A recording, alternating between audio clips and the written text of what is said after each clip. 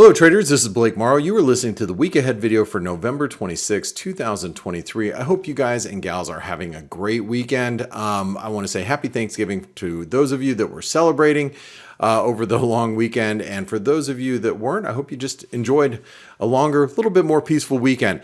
I do want to say I'm thankful for you. And if you are thankful for these videos, make sure you give them a thumbs up, subscribe to the channel down below, hit the bell icon so you don't miss any of these videos. So if you hit the bell icon in YouTube, it'll ping you when there's the newest and latest video out from Forex Analytics. So make sure you do that. All right, let's talk about this week coming up. Oh, you know what? Actually, before I even do that, I do want to mention that remember with our new format, if you want to skip ahead to the very end of this video, you can get to the review of last week's 3 best setups and then also the 3 best setups of this week for me. But between now and then, we're going to cover what's happening this next week and the general markets overall. So I just want to let you all know that. Now, starting with this week. So this week, we have the end of month, and there is expected U.S. dollar selling and outflows from global equities. That's the preliminary estimates that we've been reading. So just keep that in mind as we go into the end of the week. The dollar kind of ended up on its back foot, but if stocks come under pressure, how's the dollar going to react? That's going to be in question. Also, some preliminary reports from Reuters saying that holiday season is hot for merchandise that's priced below $35, setting the stage for the cheapest shopping period in years following the Thanksgiving holiday. Black Friday appeared to be more subdued than usual this year across US and Europe. And that makes sense. We're in an inflationary period. So, you know, the consumer is pulling back a little bit. So we're going to be watching this next week to see how consumers are really responding to Cyber Monday and listening to those reports as they come out. And now also keep in mind as we go into the charts that you can listen to our shows every day and stay up to date with what's happening. You can listen to the Flow Show and the European Hours hosted by Ryan Littlestone. You can also click on the Face Show. You're going to hear from myself, the rest of the team. That's hosted by Dale Pinkert. And those happen every day. So if you don't listen to those free shows, you can register for them right here on the webinars tab on the Forex Analytics site. Now we're going to go into the charts and talk about everything that's happening throughout the course of the week. You can access, your charts through Forex Analytics with the live Squawk feed here. You can go through the calendar, see what events are coming up. I'm going to go into our live charts as I do here because I draw on these charts and I leave the drawings so we can talk about them the next week, which we're doing right now. All right, so let's talk about Monday. So on Monday, we kick off the week. ECB's Lagarde, she testifies before the Committee on Economic and Monetary Affairs of the European Parliament. Now, if you remember last week, we were talking about selling the euro up at the 109.60 level. Well, interesting thing is we rejected the 109.60 level, which was the 618 retracement. We also came down a bit. And then by the end of the week, we saw the dollar slide at the end of the week. Low volatility, dollar slipped a little bit, but notice how we are really struggling here at the 618 retracement. It is a big level of resistance. Not only is it that fib level, but you got some horizontal resistance there that's that the euro is really struggling at. Now, a break above 109.70, 110, that would be quite bullish for the euro, bearish for the dollar. Obviously, as we're heading into the end of the week, you know that there's already dollar selling coming in at month end. So just keep that in mind. Also on Monday, we have new home sales in the U.S. Now, a lot of people are looking at the housing market thinking, well, how is the housing market going to sustain with these high rates? I know a lot of people in the real estate markets and things are moving. Things are moving because inventory is fairly low. So new home sales might not actually be too bad as a lot of home builders are rushing to, create inventory for those buyers that are looking to purchase no matter what. They have to move or whatnot. So that's going to be out on Monday. Monday night, Michelle Bullock from the RBA participates in a panel discussion called Inflation, Financial Stability, and Employment at the Hong Kong Monetary Authority and Bank of International Settlements That could be a movie for the Aussie. Now, the Aussie is going to pop up a little bit later on some of my setups, and the reason why is because the Aussie is knocking up against the 200 DMA, also the 50% retracement. You can see it right here.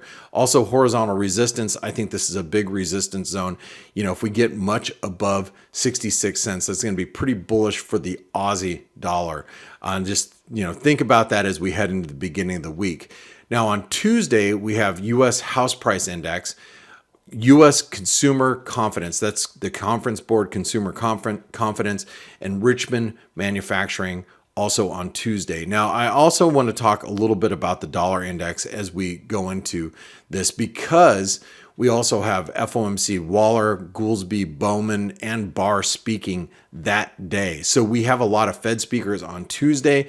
And look at the dollar index. Notice how we have slumped to the 50% retracement. You can see this 50% retracement is really trying to hold in the dollar. Now below that, you've got some horizontal support that you can see that comes in right here at the 103 level. Now, I wouldn't be surprised, you know, with all this data coming out in the first couple of days of the week, if the dollar continues to weaken and hits, you know, the 618 or gets below this support here, before we see a bounce. Now you can see that the daily relative, the RSI on the daily charts, also getting close to oversold conditions. We can end up being oversold and getting a bounce, or maybe even being slightly divergent. So keep that in mind as we go into the early parts of this next week. Also keeping in mind that the end of the month, we are expecting US dollar selling as well. Lagarde, ECB's Lagarde is also on Tuesday going to have a pre-recorded video, something that we have to keep in mind that she'll be doing. On Tuesday night, and I'm going to come back to the Aussie really quick, we have Australian CPI. Now, again, the Aussie dollar, you can see we're right up against the 200 DMA. This is also previous support, also big resistance, and really a solid break above the 66, let's call it like 66.20, could really unlock some higher levels in the Aussie. Keep that in mind, that is something that we'll be watching, especially as we go into later in the week. This is, once again, it will pop up on some of my setups that I'm going to talk about in a little bit.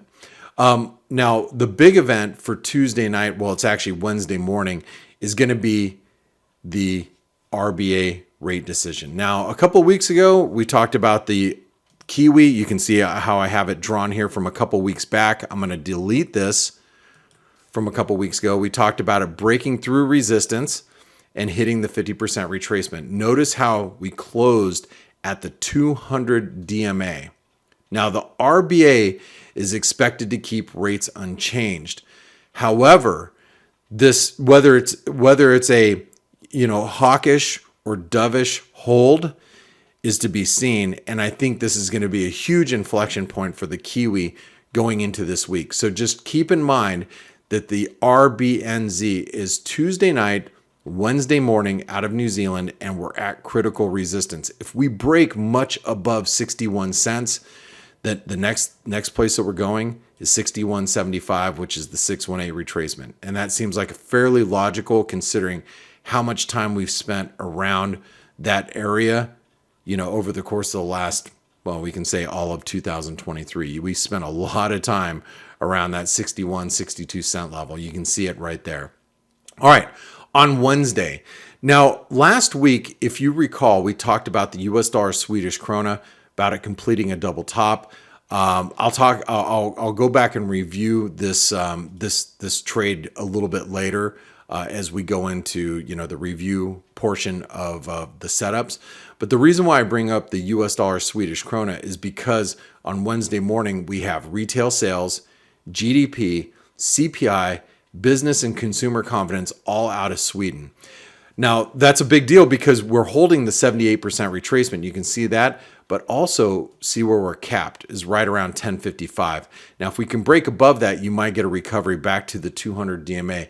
So if the data comes in out of Sweden and it comes in a little weaker than expected, perhaps that the US dollar Swedish krona can make a move up towards that 200 DMA. something that we should be keeping in mind going into this next week. That is, again, on Wednesday morning. We also have German Spanish CPI, which will be out, and we've discussed the euro already. So keep an eye on the euro, because not only will we have CPI on Wednesday, but Thursday morning we have the Eurozone flash CPI, which will also, matter when we're approaching that 618 retracement, or maybe even the 110 level that you can see right there. On Wednesday, we have preliminary US GDP. Now, I want to talk a little bit about the dollar yen here, because the dollar yen will be in our setups, but the dollar yen has taken a little bit of a sell-off, and now we're trading below that 150 level.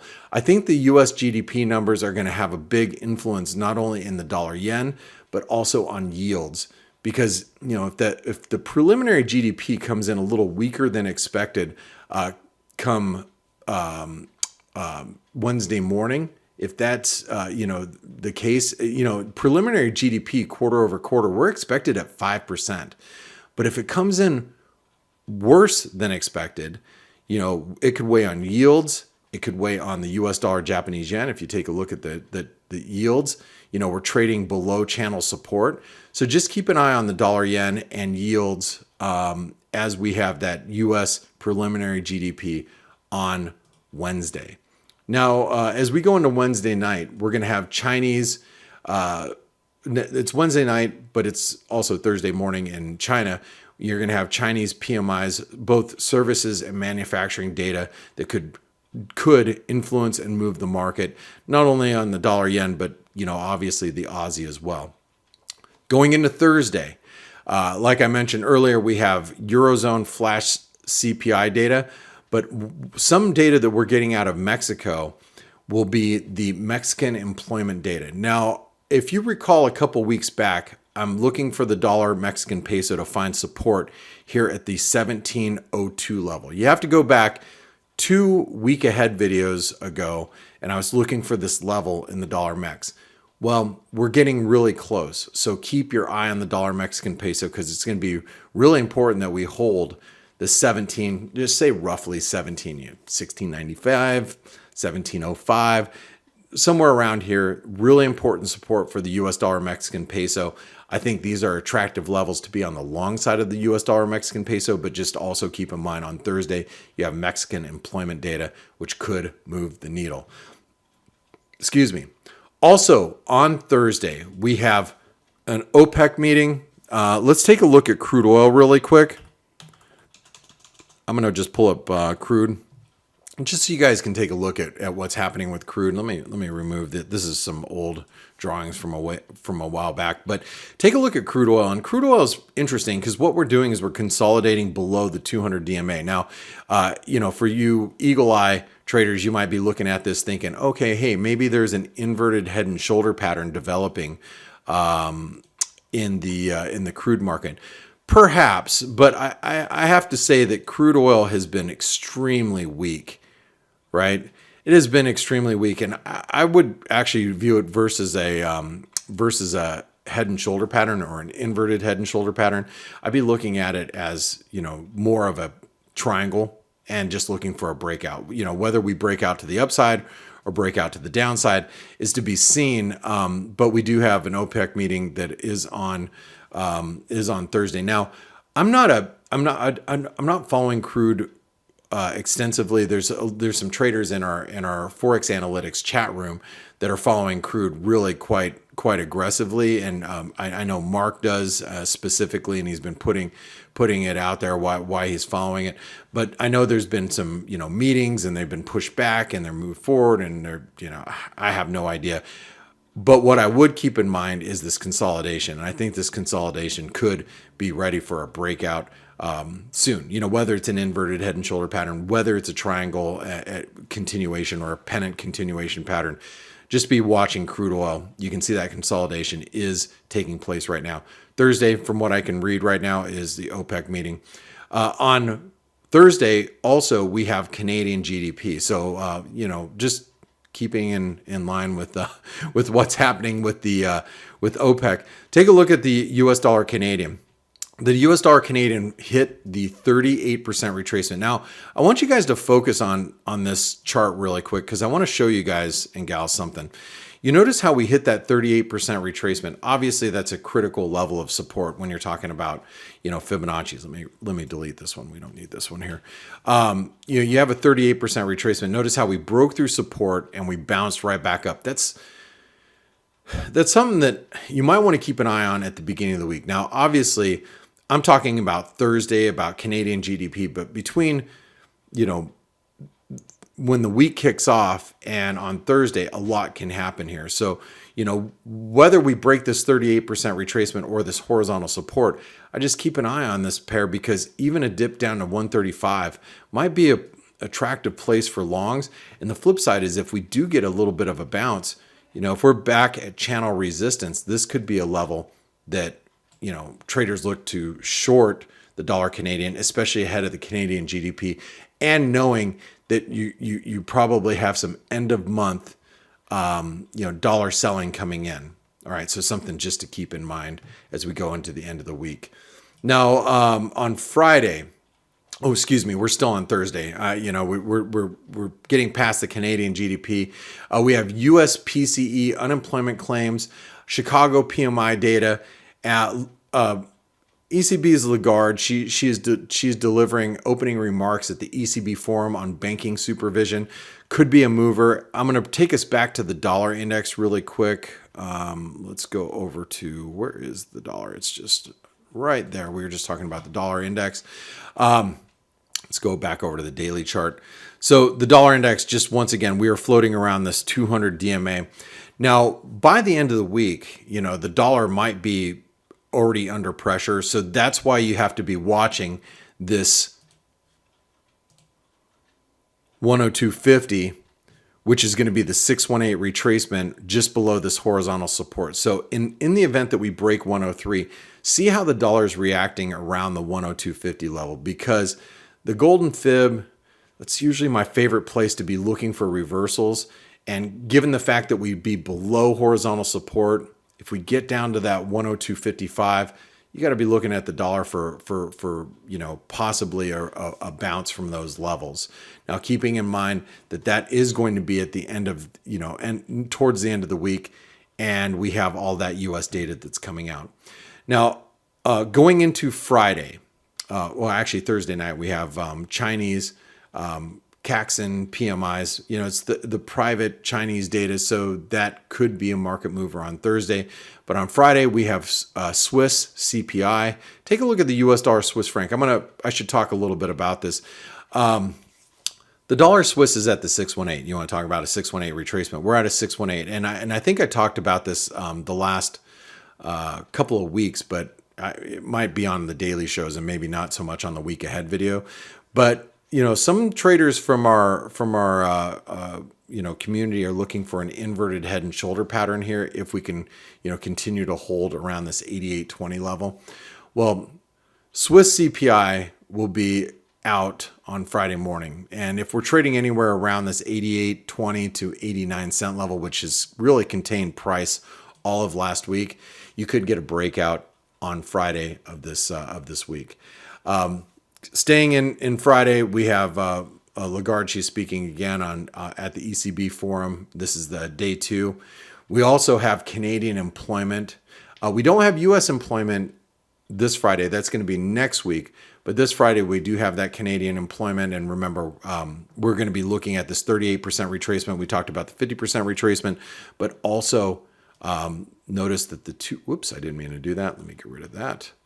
Notice that the 200 DMA comes in very close to that 50% retracement as well. We have ISM manufacturing data out of the U.S. Remember, next week we're going to get ISM services data, and then also all the jobs data out of the U.S. next week. And then Powell at the very end of the week, FOMC Powell, he's due to participate in a fireside chat titled Navigating the Pathways to Economic Mobility. And that's going to be in Atlanta. So, could that be a market mover at the very end of the week? Quite possible, because we're hearing from the Fed chairman pal.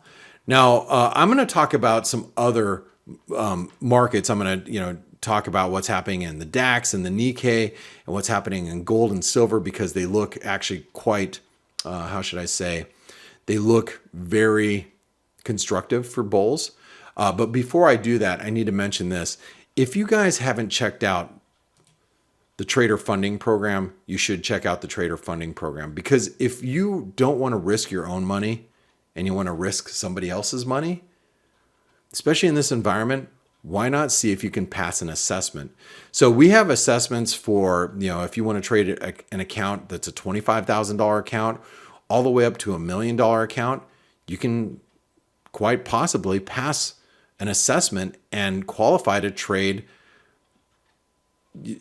somebody else's money, right? And then if you do that, this way you're not risking your own capital. And in today's environment, it's really, really, I think it's critical for a lot of people if we're facing some sort of recessionary period moving forward.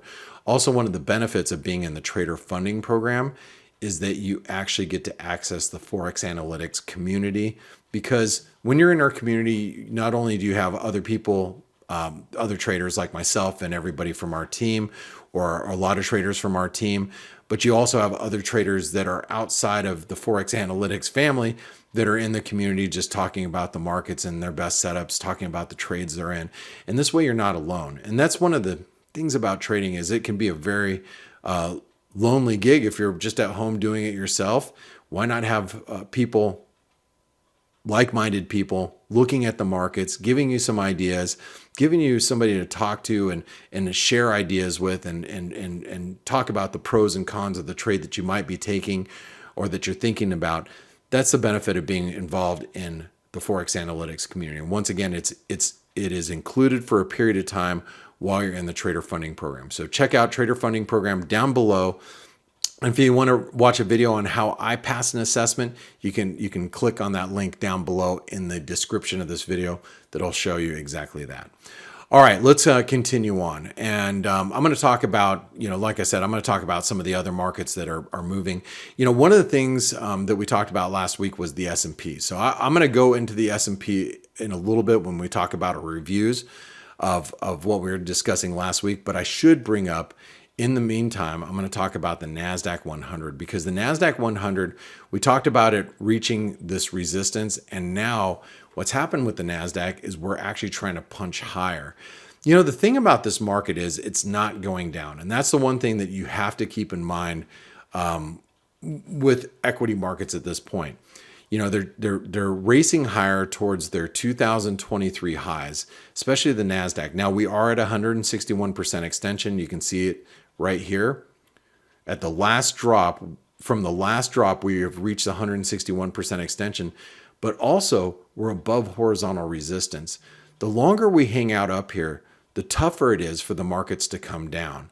So the NASDAQ, in my opinion, even though it looks a little overbought, the NASDAQ 100, it still looks like we could challenge, the all-time highs from 2022.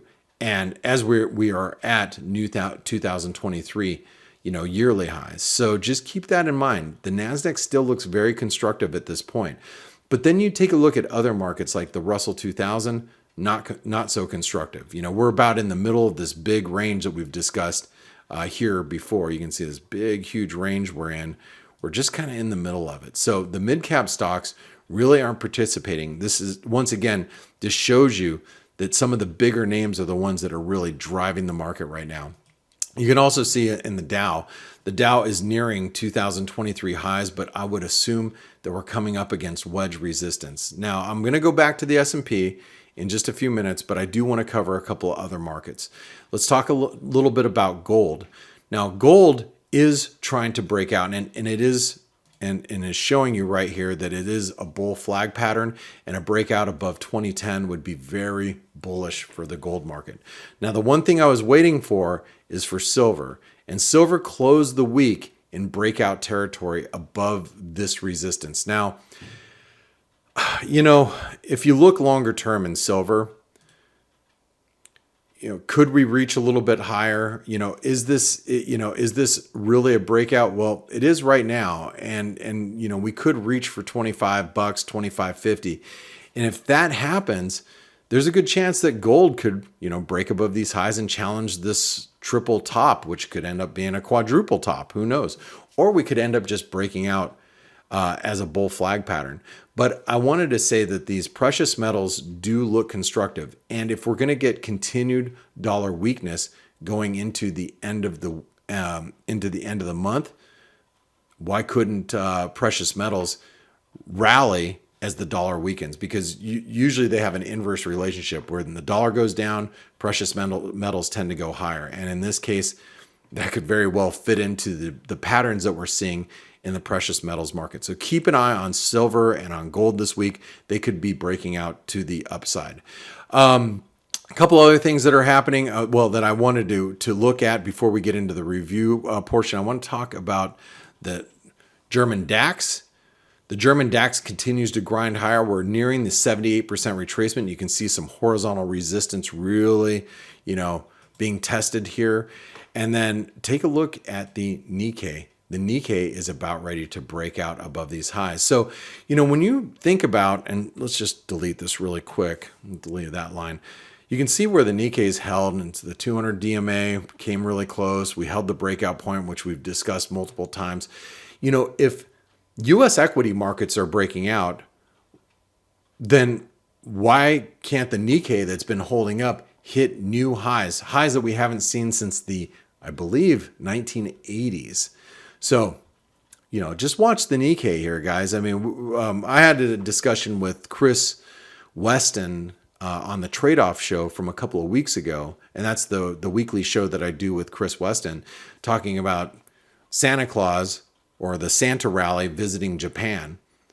Why? Because it was outperforming markets. So if the stock markets were going to rally into year-end, Japan could hit highs. And here we are trading almost at a breakout situation in the Nikkei. So for those of you that are trading the Nikkei or looking for, longs in the market or playing that risk on theme at the end of the year, watch the Nikkei. It looks like it could continue to break out, from here. All right. So last week, talking about if the markets are gonna continue or not, I want to review. Last week we talked about the S&P. And we talked about the S&P reaching the 88. You remember me drawing the squiggly line from last week? Well, I'm going to delete it because we are at this 88% retracement. So we've reached it. Now the question is, are we going to reject here or are we going to break out? I just showed you a lot of different, assets. When you talk about gold, you talk about the dollar. The dollar looks weak. Precious metals looks fairly strong. And crude oil, we discussed crude. It actually looks weak, and a weaker crude market would actually be supportive of equities moving higher into year end. So watch the S&Ps, because if we do break this, I thought we'd reverse up here, but the fact of the matter is the Nikkei's or the NASDAQ 100 is not pulling back. The Dow and the Dow could go a little higher. The Russell 2000, even though it's mid-range, it could probably be dragged higher. If the S&P breaks 4,600, we're going to be, trying to challenge these all-time highs once again. So that's something to keep in mind. We also talked last week about the Aussie yen. So we should review the Aussie yen, because the Aussie yen did reject early in the week. We started rejecting this resistance, but we're back up at these major multi-year trend lines. And keep an eye on the Aussie, because if we break out and we break above this 99 yen level, this could be very, very bullish. So we're showing a rejection. We haven't rejected yet. And I think if you are looking to short, or you're short the Aussie, and you definitely want to be careful if we break out.